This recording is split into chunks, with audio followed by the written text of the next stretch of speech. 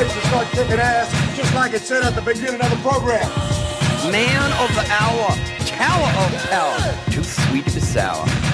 Sending your ass on the jabroni jet to the other side of the territory, brother. The Alabama Hammer. Nightmares on the best part of my day. The goods from the woods. Hot damn!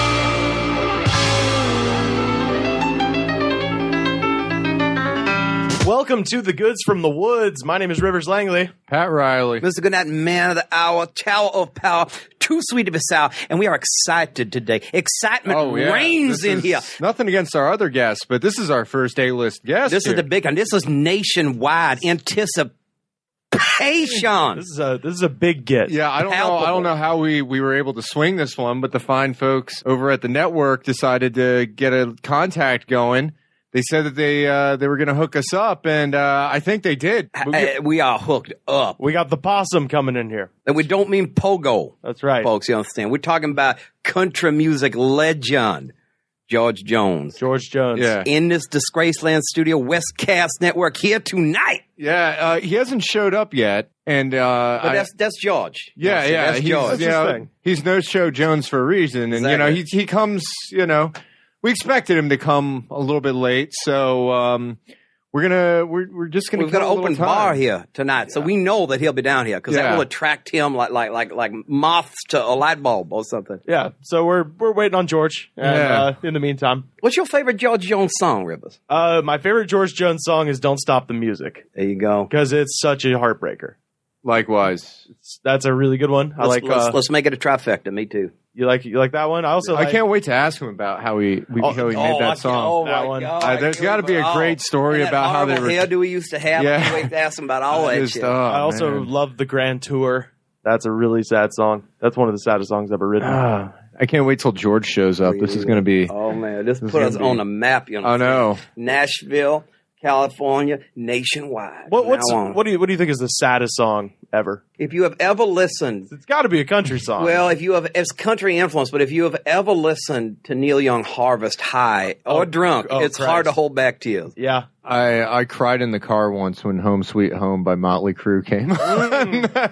And it's nothing about that song that's necessarily touching. I was just going through a bad time, and I was just driving to work, Hard times. teaching SAT tutoring, and my life was sucking then. My life was shit. And that came on. I'm like, I am on my way home, sweet home, Vince. I am. And yeah, pretty bad.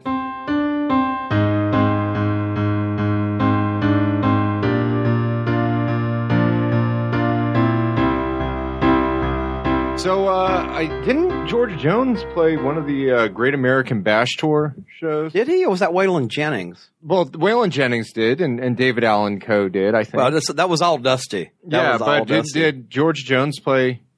That was a great tour. That was the shit. Wrestling tour. Great American Bash was the shit. Starrcade was the shit, too. Ricky Morton versus Ric Flair in the cage. No, fuck yeah. And anything with the war between Booger Wiggle Man, Jimmy Valiant, and Paul Jones' army. We'll just have to ask George when he. Yeah. Yeah, maybe George met George and Paul Jones together in the same place. Yeah. That could have happened at Great American Bash. I don't think the listeners know who Paul Jones is, because I think that they don't see the importance of that. Well, Paul Jones was a manager in NWA wrestling in the 80s, and he had a stable, called Paul Jones's Army, and it was mostly made up of like old 70s has-beens like Superstar Graham years after he was WWF champion, and Baron Von Raschke, and like minor guys like Pez Whatley were in it. Pez Whatley. Because you remember he turned heel on the Booger Wiggle Man when Booger Wiggle Man said to him, called him the greatest black athlete in the world, and Pez did not like that for some reason. He thought it was backhanded praise. He turned on the Booger Wiggle Man and he joined Paul Jones' army. Was he pissed about the slight racist connotation? Yeah, that's what it was. Yeah. Was he just pissed because he thought that he was the best athlete in the world? I think it was a slight racist because when he starts beating on Jimmy Valiant and pulls his hair, starts cutting his hair with the suspicious scissors that he has in his pocket. He just kept the scissors around. Yeah, because he's for some reason not wearing his wrestling trunks during this. He's wearing no shirt but chinos. So he pulls the scissors out and he starts cutting and he goes, "I'll show you who's black" during it.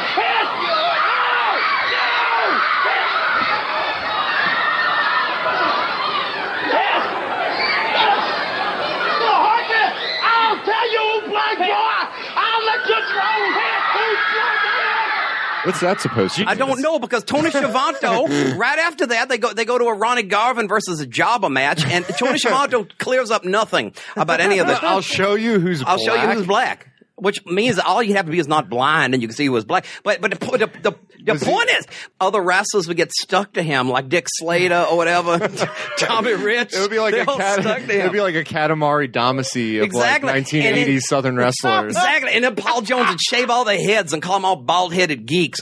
But see, Paul Jones would wear these awful tuxedos. Like yellow tuxedos with all the frills, looking like he was like a chaperone going at to a the prom in the 70s. Yeah. But at one point when the war between him and Valiant got really serious, they declared war on each other, and Paul Jones switched to a military uniform, which looked exactly like Hitler's. Oh, jeez. He wore like a khaki shirt and like jodhpurs and a Sam Brown belt, those belts that go across your chest like that. And Paul Jones kind of looked like Hitler anyway, if Hitler was like a high school algebra teacher, because he had hair like him, but he had like a wider mustache. But so now Paul Jones has become the ultimate evil of the 20th century. That's what's so good about this. He threatened to shave the Booger Wiggle Man's head and make him a bald-headed geek. I don't know, Tony, from week to week whether I'm going to be out here with my army, with all of them, or just one or two of them, or if Valiant is... Look at that, Victor! Look at that propaganda! Look at that! I can't stand it! We won't have that, Valiant! In July, Valiant!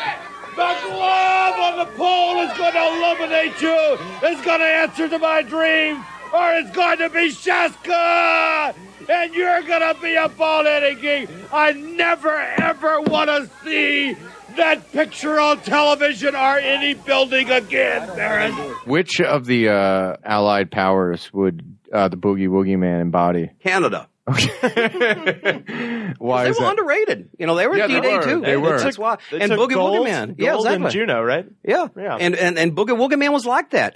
Canada took gold and Juno, and Boogie Woogie Man had that solid mid-card he held up for Crockett and headlined those B shows. Remember when they did the Boogie Man Jam tours? The Boogie Man. At huge locations like the Omni and Greensboro? Oh, the Boogie Man Jam sounds like something that they would have at at car dealerships. Yeah, or something that'd be under the glass table. Mercy, come to the Boogie Man Jam. I'd seen him do commercials for dealerships in Memphis when he was down there as Handsome Jimmy Valiant. Handsome Jimmy, straight out of Memphis, daddy. Handsome Jimmy Valiant is one of my idols in life. If you're listening out there, Handsome Jimmy, I love you. There's a car dealer that just reminded me in Birmingham named Chip Ellis, and his whole thing is he goes, Chip Ellis, I am the bank. And he'll on Sunday morning he'll, like when I was going to college in Montevallo, which is just outside of Birmingham, and on Sunday mornings he would just own an entire station for 3 hours. Like, he would pay.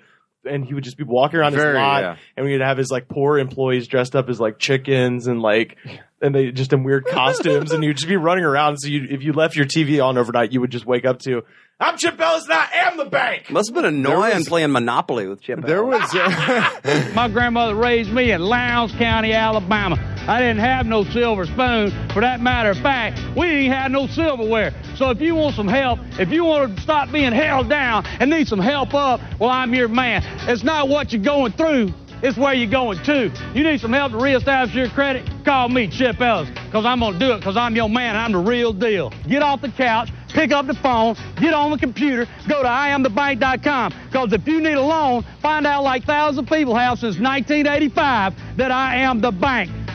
El Banco. Chip Ellis also set up a thing in my hometown called Chip Ellis Title Time, which is like a title loan place. And I was going to the airport with my friend Caroline, and she was still kind of half asleep, and she just looks up, she goes, what is Chip Ellis Tittle Time? I was like, oh no, it's Title Time. She's like, oh Jesus. And so that has now become the stage in between like somebody dating somebody and just like kind of messing around. Ooh. That in between stage in my friend group is now Tittle Time. We had one in Melbourne, Florida, for this place called Family Auto Mart, and it was run by this guy who called himself the Family Man, and he was just this overweight, cargo shorts wearing, he just looks like every dude at a Hooters, just every dude at a Hooters. And he would just like, he'd be like, Family Man, our deals are sweet. And he'd do like a shitty cartwheel. And like, he was big on the shitty cartwheels. Like Bam Bam Bigelow. Yeah, but even worse. Even worse. Jim. He would talk and rhyme like he was some dog shit, the Riddler, you know? He was just the Riddler of used cars. It's just like, our ice cold AC will set you free. I'll see you there. And he would take up like a hour-long block in the middle of the night. And he had like bad computer, like green screen graphics, where it'd be like, hey guys, it's family football. And he's like, in his friggin' outfit that he always wears, the cargo shorts and the gray polo shirt, and he has like this football helmet on, and he's playing football, like throwing the pass to himself, and it's just the worst like budget 1990s graphics ever, like just bad green screen. And the worst part was that his he would get his guys that work there to go out, and he would introduce the guys that work there. And he would like get all these people out, and he gave them nicknames, and they all have to dance for the entirety of the thing. So the first one was this guy named Rockin' Reggie. Is this Future Shock? Dude, this is the Future Shock of car. Local commercials. Yeah, and everybody, and they'd just be dancing, and there'd be like Terminator Eric and like Cha-Cha Ronaldo. The Cha-Cha Ronaldo, the connoisseur of the Cha-Cha. And it's like this guy that's like this middle-aged like Cuban guy who's just like, and like he's just doing this stupid dance, and they're all dancing. Pretty boy Chris. All the girls want to give him a kiss. And then the last one, Chris. yeah, and they'd all dance, and the running gag was Darlene, the office manager. Yeah. It's like, let's call out Darlene, and everybody's like, no, and then they run down, and this sucked. It was the worst. George Jones is becoming like our Darlene right Yeah, here. I know. Where the fuck is George Jones? It's crazy. Ah! Hey kids, I got a 1990 Honda CRX in red. I give you a deal so good, you'll get Grandpa out of bed. Woo! Thank you, folks. Thank you for shopping at Family Auto Mart. I love you. Oh, I love you. 94 Geo Metro. Hablo Espanol, amigo. Woo! 94 Nissan pickup.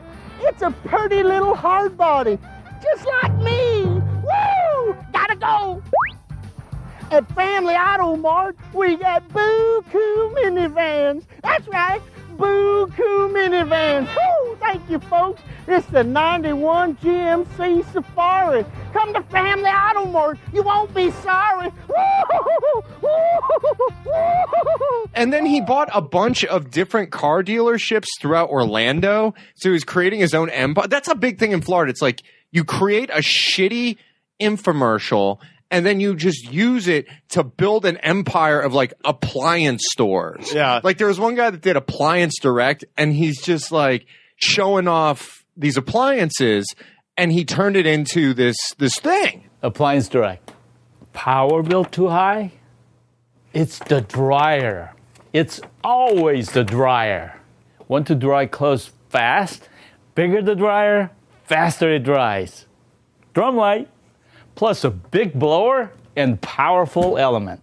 Like a manna. Wow! ApplianceDirect.com for price. And then there was another woman for Scratch and Dent World, which is Scratch and Dent ones, who would bring her shitty kids on there, and she would wear this plaid sundress and a knee brace. And she always wore the friggin' knee brace. Sympathy. And it was admitted she didn't have a knee problem. She just had a knee brace in one of the commercials, and it stuck. Like she wanted to find a trademark, and they each created their own like It's like Nelly with the Band-Aid. mini empire, and then they merged. Oh, shit. So now it's Appliance Direct guy and Scratch and Dent World woman doing these commercials, and then there's this strange, like, vague, romantic thing that you could totally write slash fiction about. Like, you know, it's just like our Appliance Direct guy and Scratch and Dent World lady, like, getting it on, you know. Obviously, they're not. Like, at least they don't say they do. I hope they are. Yeah, maybe. I would love to see a sex tape of that. Yeah. Well, they're just running on TV. And all they talk about is Whirlpool washers. You know? We had take your knee brace off on it. Oh, Jesus. Well, we got like two like car places that stick out where I'm from. One is the guy goes, selling cars like candy bars, selling trucks like Reese cups. And he doesn't say Reese's cups, he says Reese cups. But Reese cups is kind of a southern thing. It's great. I was called it Reese's myself, I gotta admit. No. Hear me out. He's not saying Reese's. He's saying Reese. Yeah. Selling trucks like Reese cups. Yeah. And the other one is there's this lady who, I know her name, but to avoid any possible slander, let's just call her Joanne. She would go, hi, I'm Joanne from Auburn Mazda, where all we do is discount Mazdas. And she was just like this perennial, like she was always on TV. Everybody in Auburn could do an impression of her. And then at some point she just kind of like wasn't on TV anymore. And then I found out that like she got arrested for trafficking a large amount of ecstasy across Florida and was in jail for like probably most of my high school career. All she did was not discount Mazda. Exactly. Yeah. And then she had something on the side. But she came back. Like before Mazda, the car company, just completely fell apart. Like she was back very briefly on TV, and then God knows where she went. There was another one where a guy would like, this is in Central Florida as well, and I forgot what it was because there's Bob Dance, not to be confused with Bill Dance. Oh Christ, Bill Dance is. Ah, damn it! I knocked it in the water again. Now I fell off the boat. Shit, hell. But I don't know if it was Bob Dance, but it's like this creepy old guy, and he always gets his like granddaughter to come onto the on the commercials. Was she sexy? She was 10, and she would do this bit that she taught her dog how to jump through a hula hoop, and the whole commercial was like he'd be talking about cars. And then, like, his voiceover would be there, and it's just the dog jumping through the friggin' hula hoop. Like a Fellini movie. Yeah, but like with bad green screen, looking like a big top in a circus, and it would just like be the shot of the car driving on a road, and then it's back to dog jumping. I don't know what that was. If it was like a Fellini homage. Go to film school at this place? I don't know. Or like a deleted scene from Fear and Loathing in Las Vegas. Yeah, where it's one of those things where it's just like. And I know, I can't remember the name, and my mom always kid about this commercial because it's such a piece of garbage. But like, I don't know what it is. Like he was just like, hypnotize them, and then they'll buy Toyotas. And that's subliminal advertising. Yeah, somebody turned me on to Norton's Furniture in Cleveland. Have you ever seen those ads? That is the most insane shit. It's a guy with a ponytail, and he'll have like a bunch of crazy people running around in suits, and like a man. Like at one point, he's standing next to like a knight. Like a suit of armor, I should say.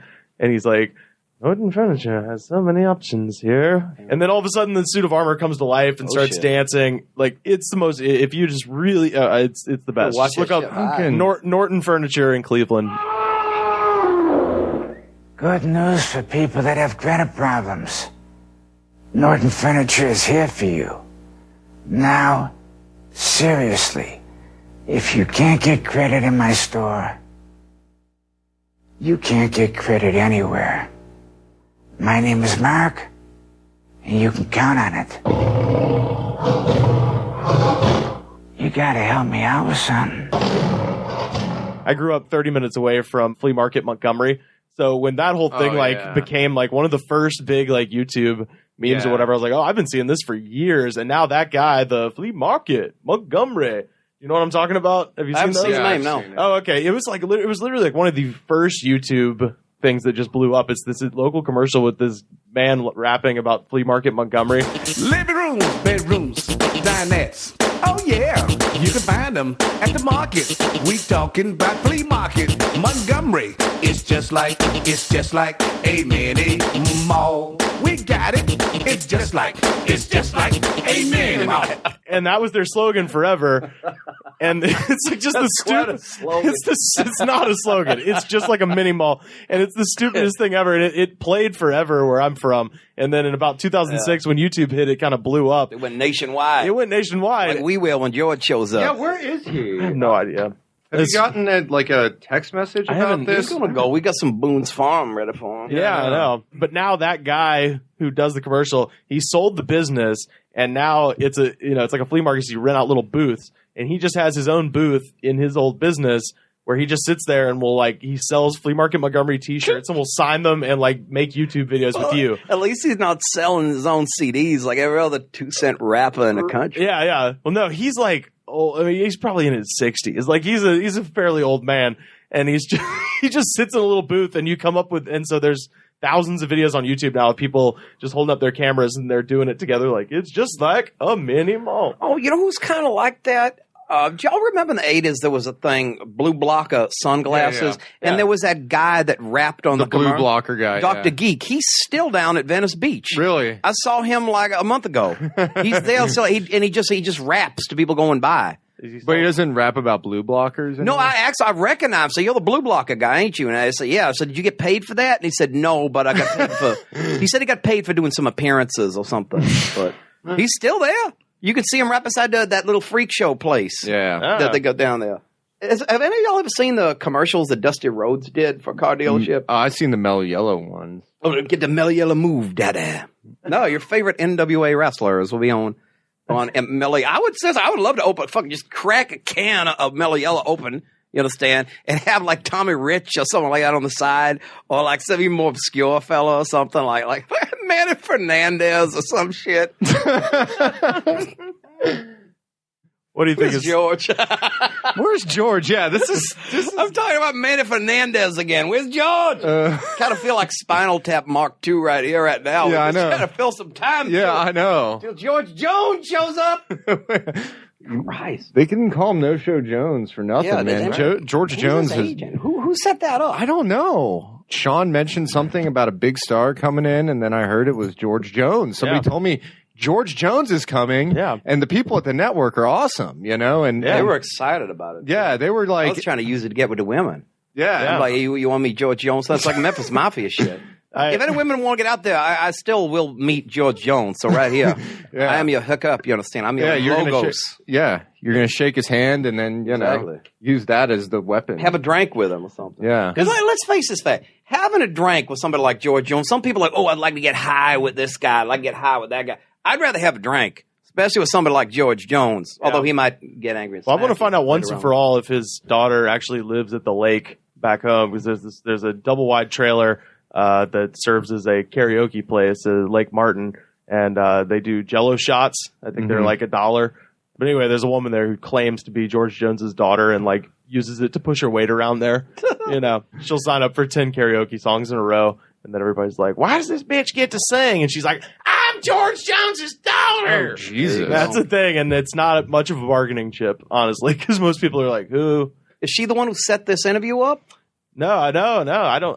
One of you guys told me that George Jones was showing up, and I'm just here for the ride. I mean, all of us are. I mean, that's life, isn't it? But I'm always just here for the ride. I was driving you over here, and you were just like, "Dad, George Jones is coming." Yeah, it was just what they told me, Rebels. Did you talk to the West Cast people about your George Jones? I thought you guys were the one that set this up.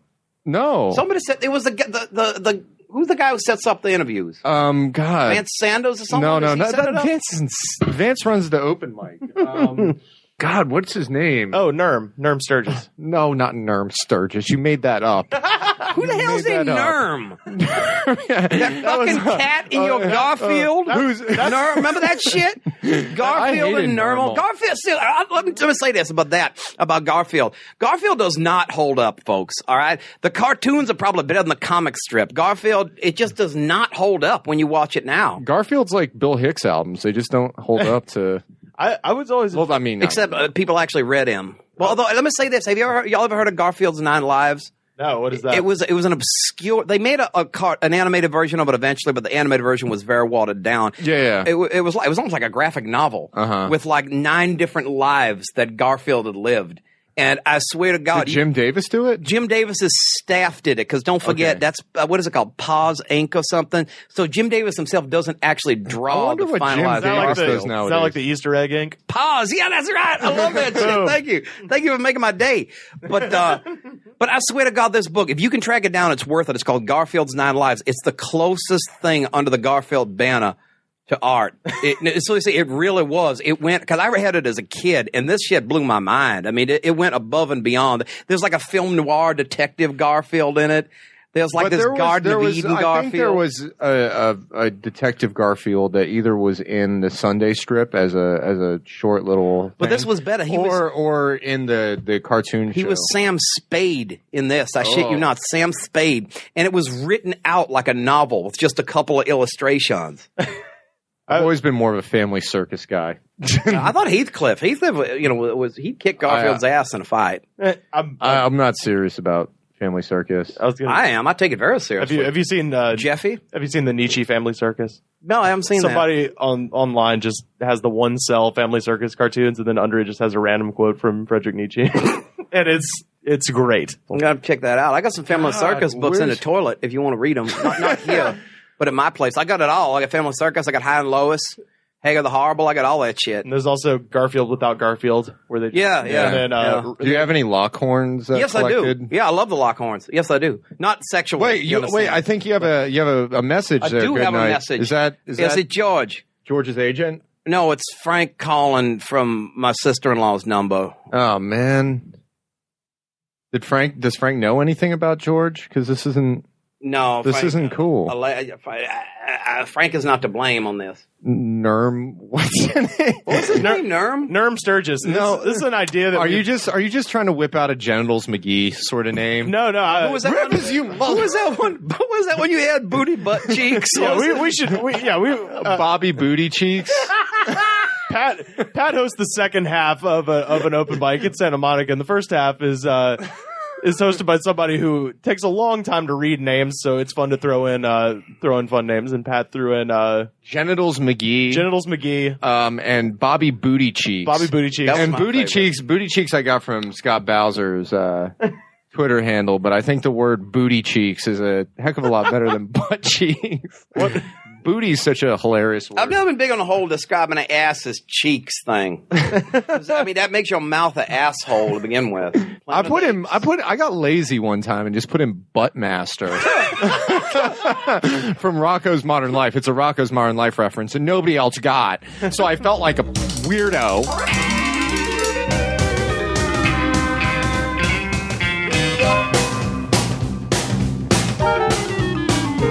Speaking of Booty Cheeks, Booty Man has to be the worst Ed Leslie gimmick. I mean, wait, let's go through them. The Zodiac, where he had that weird like Ed Grimley thing on top of his head. Do you remember Ed Grimley's cartoon show? No. The completely mental misadventures of Ed Grimley. It was the shit. It sounds awesome. It was the shit. It even had what's his name in it? Joe Flaherty as a live action Count Floyd. It was good shit. Yeah. So there was the Zodiac. There was the Man Without the Face. Was it the Man Without a Face, or was it the Man with No Name? There's the Man with No Name when he was like the butcher because he stabbed Hogan in the back. Yeah. So he couldn't be the barber anymore. He couldn't be the barber, so he's got to be the butcher, and then he becomes the candlestick maker when he goes into TNA. Exactly. The Man Without the Face was the one after he had the parasailing accident, and he would run into the ring. His with wife ran off with some barfly. Yeah, and he'd wear that weird mask and run into the ring and start attacking people and doing some weird dance. There was Brutus the Barber Beefcake. It was originally Brutus Beefcake in the Dream Team, and that was better. And then it became overbooked with that Barber thing. But that caught on, though. That caught on. I remember his theme music.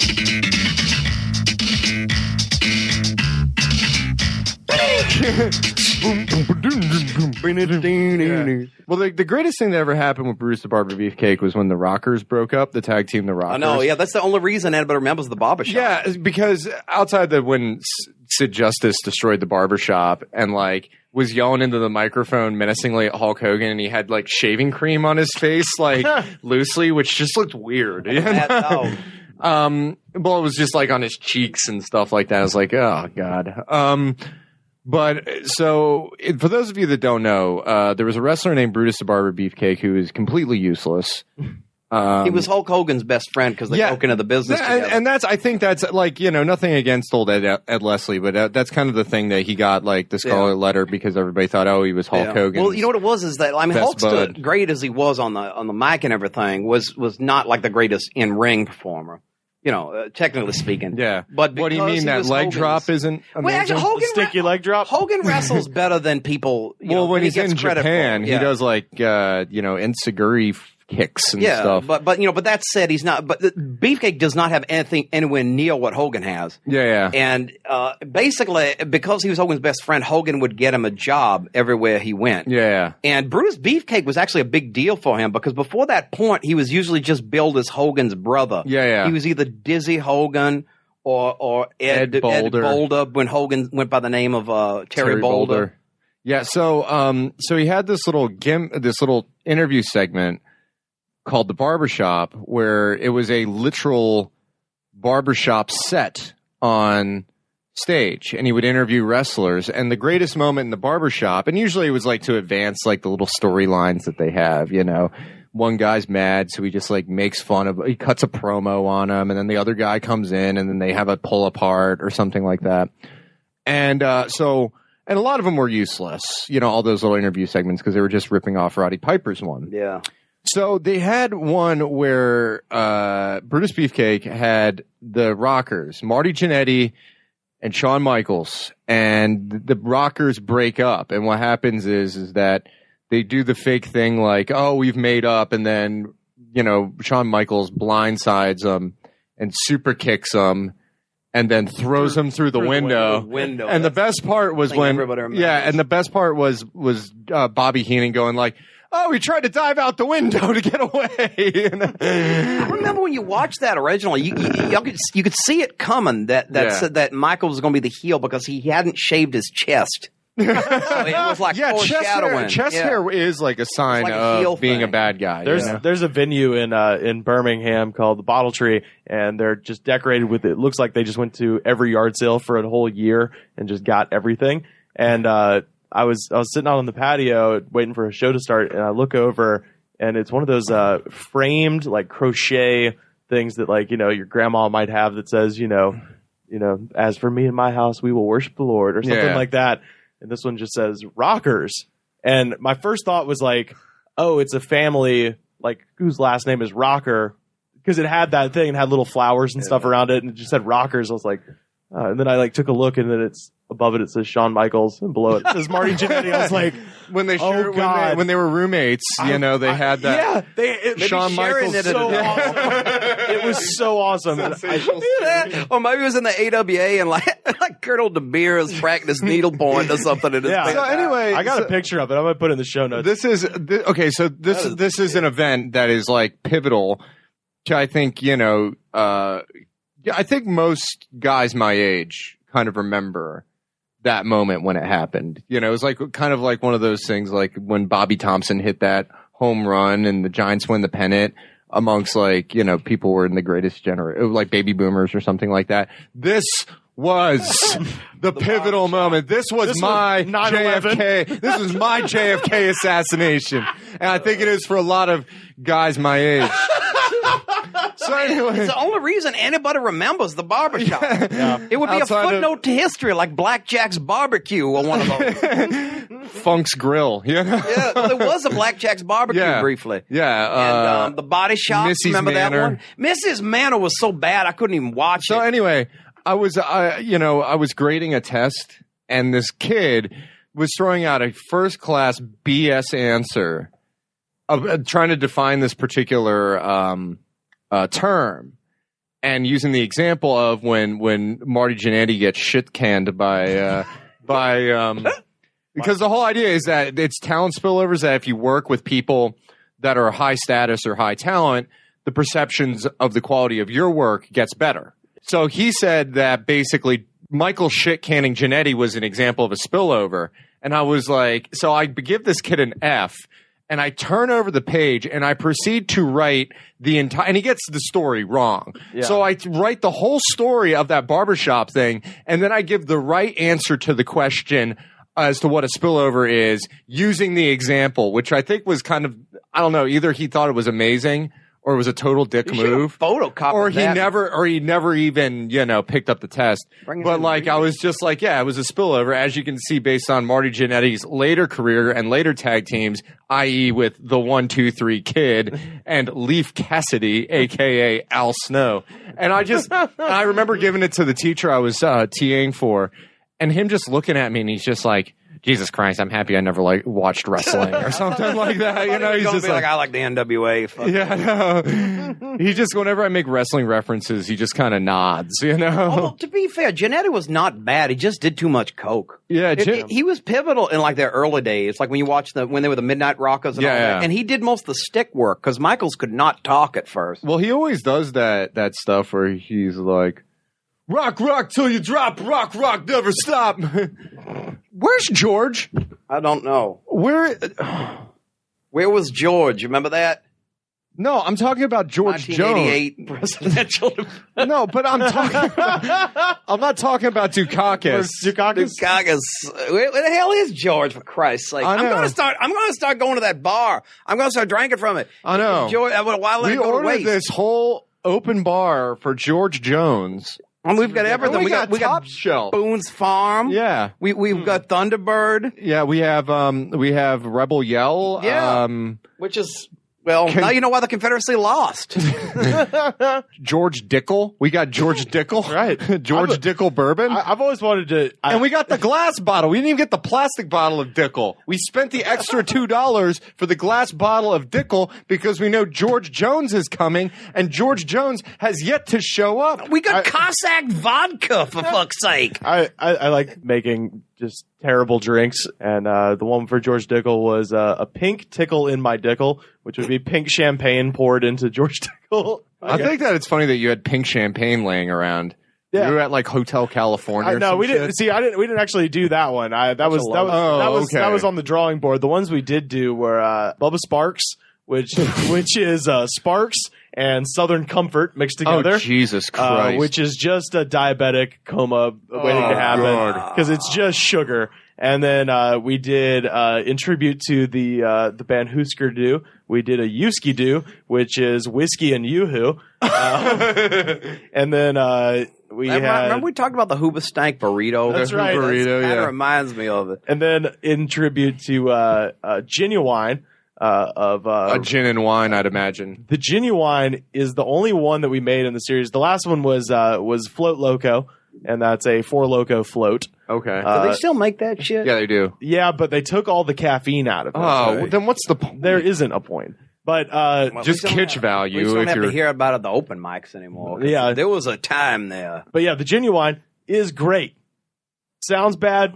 If you like gin and juice, it's great because it cuts out the gin and wine. My mind on my money, my money on my mind. Exactly, and it cuts out like the kind of sweet aftertaste. It's beautiful. I got kind of drunk on Genuine like 2 weeks ago. I was hanging out at the neighbor's house and they just happened to have wine. Push it to the limit. Yep. I like that part in Pony where he just goes, and he just like, there's that unintelligible line in it, and he just goes, juice is rolling down your back. Wait, what song is that? Pony. Oh, for is there any other Genuine song other than Pony? I don't know. There might be. Sitting here flossing, peeping your steel up. And that's a weird video. Have you ever seen the video for Pony? Yeah, where he's at like the honky tonk club, and it's just like all these Southern guys are just like, "What the hell's this?" Just like these white haired guys with mustaches and rooster print shirts, just like, "What's it? What the hell's this on stage?" And then everybody just gets so into it. Yeah, and they're just like bump and grind, just like all these people doing like square dance bump and grind. But where's George? I don't know what to tell you, man. Even the bartender over here is getting mad. I know. Jim. I think he's asleep. I mean, you hire a bartender. You should have had Gator be the bartender. Gator, wake up!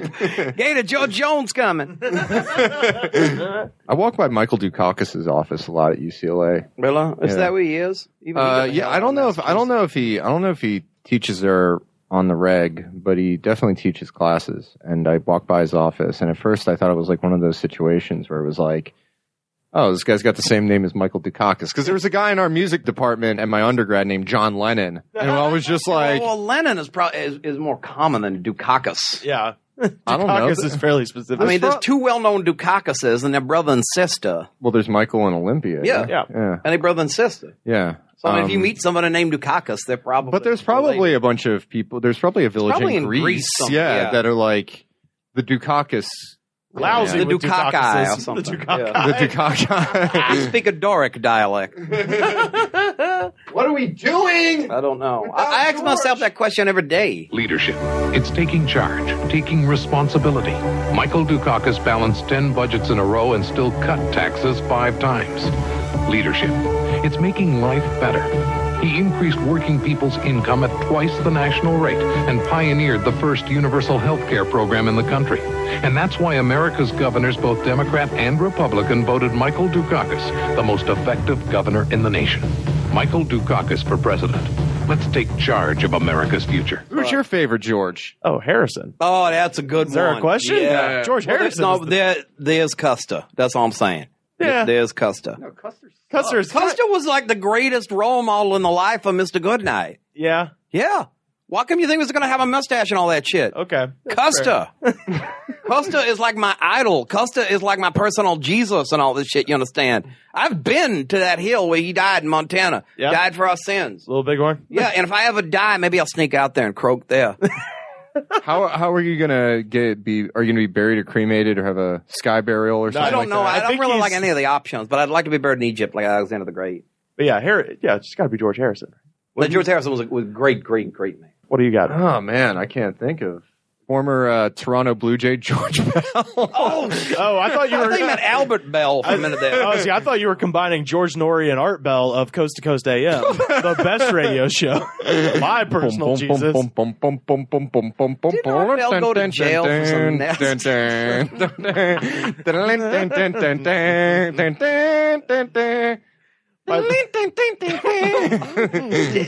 Art Bell go to jail for some nasty shit? I don't know. I know he was living in like the Philippines or Hawaii or some shit like that for a while, broadcasting from there, and then that's kind of why George Norrie took over. But I just weirdly, like, we now have a talk station back home where you can find it. But you know, when I used to deliver pizzas, it was always it'd have to be a really cold night. You could pick up the Big 870 out of New Orleans on AM and actually hear it on on a cold night. It's the best because it's just people just calling it, like.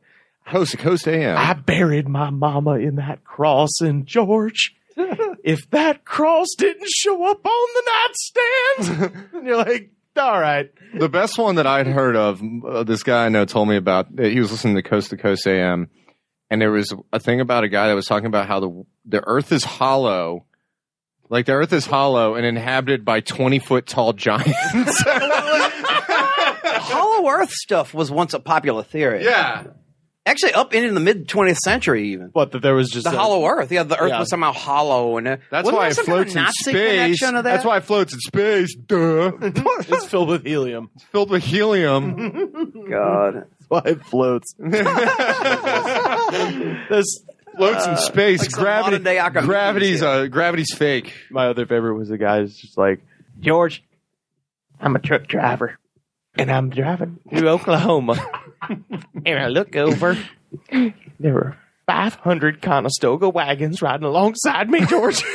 I was like, that's just the math. All right. I was like, that's a lot of wagons. Have you all ever heard a country song by Red Sylvain called The King's Last Concert? No. Yes. All right. Red Sylvain was one of them guys that did like recitation type songs in the 70s. Yeah. And like he did a lot of that like CB Trucker stuff. Like, like Teddy Bear? Yeah. And like Breaker 19, is everybody there? Dave Dudley. Come on back, Trucker, and talk to Teddy Bear. Jerry Reed, shit like that. Phantom 309. Yeah. Okay. I do know that. But he did one. It was after Elvis died and everybody was doing Elvis tributes. He did one called The King's Last Concert.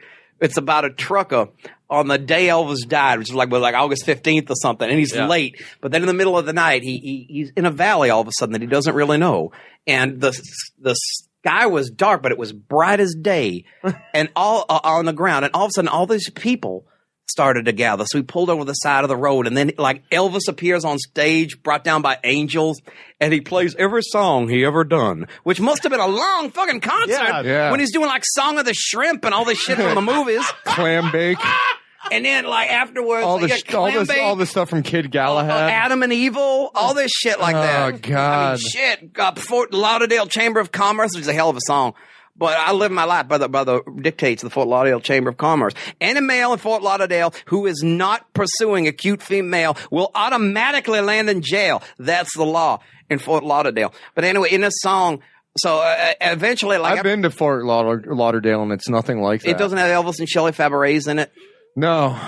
But that's what we're disappointed by that Elvis movie. But anyway, at the end of the song, eventually the vision goes away and he wakes up and then he drives in, late with his freight. He stops at a truck stop and he reads the paper and he finds out Elvis Presley had died that day. And I knew when I read that I'd seen the last concert by the King. And that's Red Sylvania. You should check him out, people. But it had to have been more than a day-long concert. Well, when you're in that sort of liminal state between life and death and the afterworld and here, time isn't the same thing. You understand? It's an endless notion. Yeah. I mean, that concert would have been endless. And you can imagine the lines, how long the heavenly bathroom lines would be. Oh. When he's doing stuff from like Easy Come, Easy Go or something like that. Yoga is as yoga does and songs like that. I wonder if Red Sylvain ever met George Jones. That's a good and I'd love to ask George that question. One of my idols. I wonder if we're ever going to meet George Jones. I know, right? We will someday. I hope he doesn't mind that my leg sweats all over his chair. Yeah. Because I'm perching up. We'll get some booze in him. He won't get shit. He'll probably sweating on us. Yeah. Hope he's I'm never going to wash the sweat off me from George Jones. Hey, Jim, can I get a whiskey, dude? He's passed out. Yeah. What a horrible bartender. He's just passed out. Showed up drunk. Showing up drunk? That's what happens when you pay him in chiclets. I like the chiclets that you get at the Mexican restaurant for like a nickel. They got Mexican chiclets? Yeah, when you ever go to like, Yeah. But that's those are the machines. The little ones that come in the little 5-packs? Yeah. And you get like mint and bubble gum. Yeah, I like those are that. the best. That's my favorite kind of gum. I didn't realize they're Mexican. That's where I always see them. They might not be, but it's always at a Mexican restaurant. You're going to pay. And then at the very end of the line, they're like, is it like Mexican Coca-Cola where it's Mexico. like better? I don't know. I love they it. use Pure cane sugar. Yeah. Pure cane sugar in those chiclets? Pepsi is good too. Do you know the Mexican like snacks that you get at the 7-Eleven, like Gansito and all that stuff? Takis. Yeah, and they're never that good. They're never as good as they look. But they got cute little bears on them. They do. And of course Gansito, the little goose. I mean, he's a classic. I'm a sucker for snacks with adorable animal cartoons on them. Yeah, me too. Bimbo Bakeries. That's the company. Did they buy Hostess? I don't know. That'd be like shit. NAFTA and I would have thought I would have heard that at the open I'm mics. glad they got Hostess back. I'll tell you that much. But they got to bring back the Susie Q's. I think that might have been that whole thing had to have been a setup. I feel like there's a conspiracy. There's a conspiracy. This is like Art Bell. This is Art Bell. I'll hear. If you want my Hostess thing, is they figured out they did run out of money. That part's true. They definitely ran out of money. But when they ran out of money, somebody came to them with an offer and was like, we'll buy your company. They said, we'll agree to that. Wait a year. We'll shake hands, but in 1 year, that way the demand will be so high for when the brand actually returns that it'll ensure its longevity. It's sort of like a new Coke situation, which I also believe is a conspiracy. A lot of people do. I believe it's a conspiracy too, but I always felt it was a conspiracy to mask the fact that that's when they brought Coke back. That's when they switched from the cane sugar to the corn syrup. That's true. Yeah, I guess it could be a combination of that, but also they were in danger of losing their edge to Pepsi, and then they changed it over, tanked for a year, and then brought it back, and Pepsi's never come even close. Crystal Pepsi didn't work? Yeah, no. They almost had parity at that point in the early 80s. Actually, I think you mentioned the Pepsi Challenge. I think we might talk about this before, Pat. It was rigged. Yeah, it's like the sweetness of Pepsi is good on one sip. Like on first taste, it's like Pepsi's better, but there's a staying power to Coke because if you drink more than one sip of Pepsi, it's like the most disgusting thing ever. Sweet. Actually, that's why New Coke tested better than everything else because New Coke was even sweeter than Pepsi. RC lost them all because they all taste like vinegar. So. RC was the jabroni. RC was the that wasn't even Paul Jones Army level of. I'm here to praise RC. I like RC Cola. I like Mellow Yellow. I made the Mellow Yellow move at it. But RC Cola has Cherry RC Cola, which is the top of the mountain. Really? Yeah, and I haven't seen it down here. I saw it in San Francisco, and I've seen it like in the middle of the country. Still haven't found our cherry RC. The only place I see great. RCs sold around here is at Kmart. Yeah, the best soda. It might have been a Mirage, because the only place I ever found it was Lime Crush. Yeah, I've seen that. The only place I've ever found Lime Crush was at a gas station in the middle of the Mojave Desert, and it was one of those gas stations where a bottle of Gatorade was the same price as a gallon of gas. Like it was like $5 or $6, and I stopped there because I was very thirsty. They know when they got you by the balls. Exactly. And I went in and I just was loading up on drinks. I was just, because it was the desert. I was very thirsty. I was just getting tons and tons of drinks. And then I happened to catch the price of a bottle of Gatorade, which was like $5.50 or something. Like, so I put all the drinks back, but I kept the Lime Crush. Jesus. What's up? Guys, Georgia Jones is dead. Is that why he can't make the show? Did that happen tonight? No, it happened in April. April 26th of this year, George Jones died.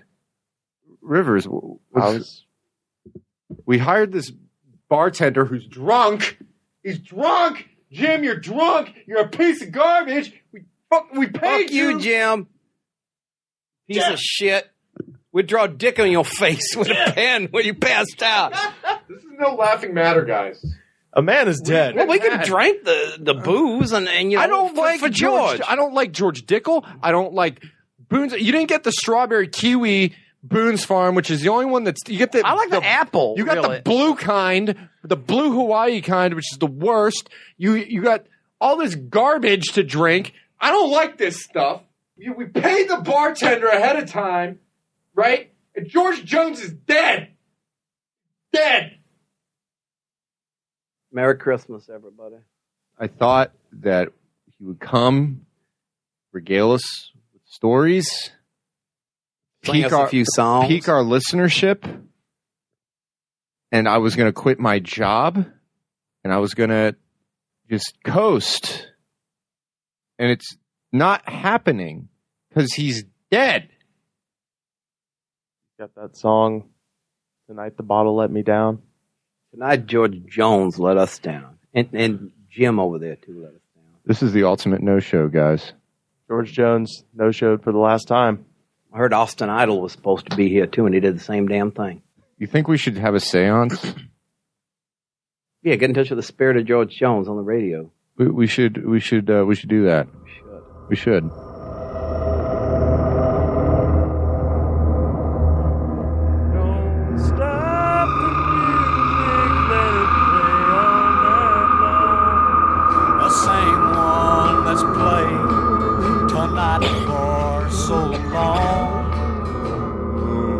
The jukebox is playing a honky-tonk song.